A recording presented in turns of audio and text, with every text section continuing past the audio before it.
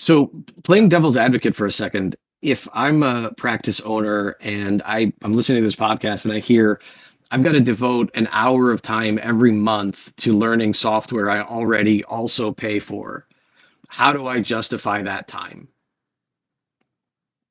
Yep. Well, the reality is you need to think about uh, again.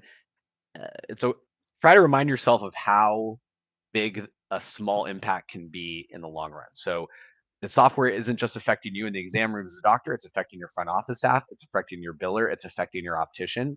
And I would argue that it's one of the best uses of your time because it has such a monumental widespread effect on so many different parts of the process. And so that's what I would encourage people to consider. And it'll make your life easier. So again, forget kind of the cost savings or time savings, but like if you're in this software 5, 6 hours a day, which a lot of people are, um, you know, your day to day will be better if you actually just make that upfront investment. And again, it's similar to like you're already investing that time in other learnings for clinical education, and um, these things are just as worthy of that time.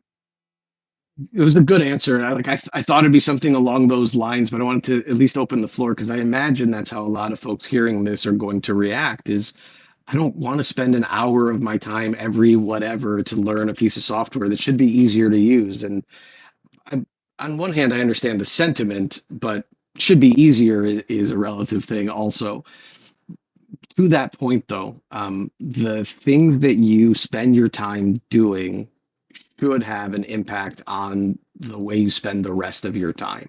So if you spend an hour getting really familiar with your EHR, that means that whatever time you spend with your staff helping them get more familiar with it will be better, will be more effective, will take less time, will get them to be better at doing whatever particular thing you're talking about.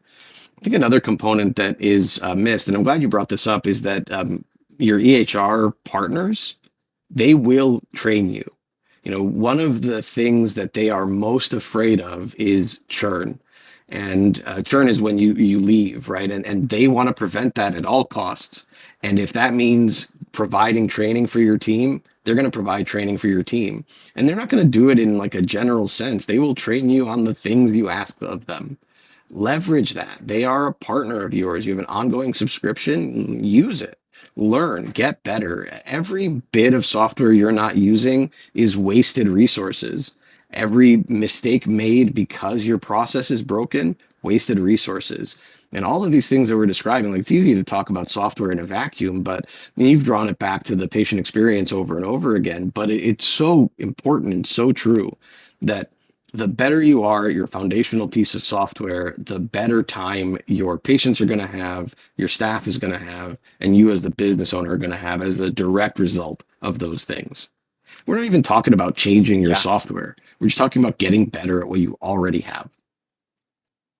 Yeah, yeah. I'm always to your point. I always try to tie it back to the direct benefits they'll get. So if you have a lot of pajama time, which is you go home, and you still have 2 hours of charts to finish as the doctor, you shouldn't be experimenting with Barty's AI Scribe or other scribe tools where that will, if it gives you 30 or an hour back a day, that ends up being a monumental difference in your work experience. And so it's well worth that small investment. Again, it's actually like one of the best ROIs possible. Where if spending 1 hour a month gives you 5, 10, 20 hours extra a month, I'll do that deal all day, every day, right? And same thing for your staff, where hey, like when you unfortunately like you have a break in and a bunch of your frames get stolen, if you weren't tracking your frames inventory and you have no idea what to give the police, or that's really painful, right? And in that moment, you're going to be like, man, I wish I had learned about the inventory module, and I wish I had thought about a little bit of a better process. So whether it's like that ongoing friction of documentation time, or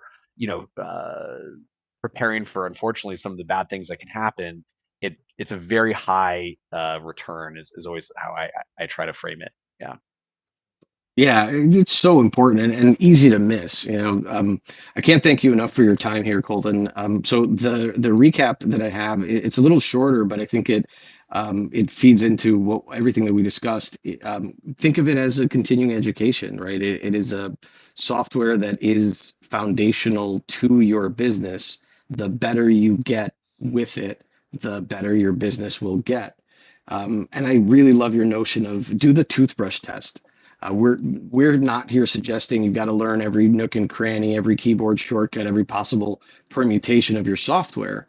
But if there's a thing that you're running into every day, twice a day, that causes frustration, that slows you down, that your front desk person has raised the flag about over and over again, it doesn't have to stay that way. Fix it. It is broke. Yeah. Yeah. In that case, then if it's broke, fix Yeah. it. Right. Yeah. Don't keep shoving it under the rug. Yeah. Yeah. Absolutely. I think that's a great summary. Thank you. Any final thoughts for maximizing your EHR before we wrap up? No, I think you said it really well recently. Take advantage of what's available already, right? There's training resources. There's your company, the EHR company will give you time. They're already sending you updates. They have training videos. Leverage those, and create a champion as well that you can help rally the troops. And also, the reminded me, give them feedback. If you go through their videos and you find they're wanting or they're not good enough or you just don't like them for whatever reason, give them that feedback because they will then improve it. If they don't ever hear about it, if you just stop using it and you don't make it known that you stopped using it because, then why would they Right. change it? You know, Yeah. give your Yeah. feedback. They don't know what they don't know. Absolutely. Yeah, absolutely. That's a great call out. And then even just in general, right, with software, at Barty, the way we decide our product roadmap is we literally look at what everyone is asking for and how many people are asking for it.